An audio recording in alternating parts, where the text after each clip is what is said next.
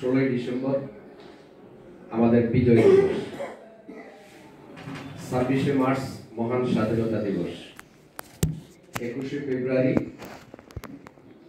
আন্তর্জাতিক মাতৃভাষা দিবস। এই দিবসগুলোর ক্ষেত্রে আমাদের কোনো কার্পণ্যতা নেই। অতীতও ছিল না, এখনো নাই, ভবিষ্যতেও থাকবে না। হয়তো অতীতে আমাদেরকে দূরে রাখা হয়েছে, আমাদেরকে জায়গা করে দেওয়া হয়নি, আমাদের সহযোগিতা চাওয়া হয়নি। আমি একটা কথা বলেছি, যে কথাটা হলো যে আমরা গভর্নমেন্টের সার্কুলারের আলোকে কোনো কর্মসূচি বাদ যাক, এটাও আমরা চাই না।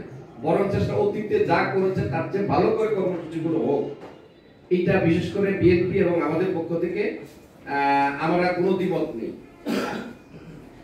তবে আমি যে কথাটা বলেছি সেটা হলো যে মুক্তিযোদ্ধাদের সম্মানের ক্ষেত্রে আমাদের কমতি নেই। আমরা ওনাদেরকে শ্রদ্ধাশীল, ওনাদের ত্যাগের উপরে আমাদের দেশ স্বাধীন হয়েছে। আমরা একটা স্বাধীন দেশের স্বাধীন জাতি, এটা হলো আমাদের মূল স্বাধীনতা। কিন্তু হ্যাঁ, 5ই আগস্ট স্বাধীন হয়েছে একটা ফ্যাসিস্ট স্বৈরাচার সরকারের জাতাকবল থেকে স্বাধীন হয়েছে। তার মানে আমরা এইটা দ্বারা ওই মর্যাদাকে ক্ষুণ্ণ করতে চাই না দেশের 21শে মহান বিজয় দিবসকে। তবে আমি এখানে এই কথাই বলেছি যে চাটুকারদের কারণে, বিশেষ করে আমি কমলনগরী বলবো, পরিবেশ নষ্ট হয়েছে। বহু মুক্তিযুদ্ধের নাম আমরা শুধু তাদেরকে পুনর্বাসন যাতে না হয়, আবার তাদেরকে আনতে গেলে যাতে অন্য কোনো পরিবেশ তৈরি না হয়, এই কারণেই মূলত আমরা ওই কথাটা বলেছি।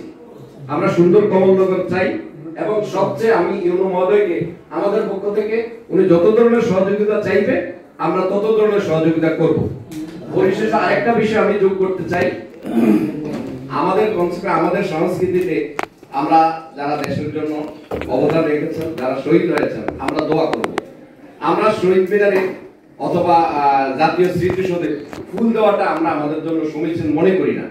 তবে আমরা উনি যদি গর্জিয়াসলি একটা দোয়ার অনুষ্ঠান করে, আমরা সেখানে সবাই থাকার চেষ্টা করব। আমরা তাদের জন্য দোয়া করব, আল্লাহ যাতে তারা এই দেশের যে দেশপ্রেম দেখিয়েছেন, এই দেশপ্রেম উসিলায় পরকালে তারা শান্তিতে থাকতে পারে, সুখে থাকতে পারে, এই প্রত্যাশা রেখে আমি আমার বক্তব্য শেষ করছি। আসসালামু আলাইকুম ওয়া রাহমাতুল্লাহ।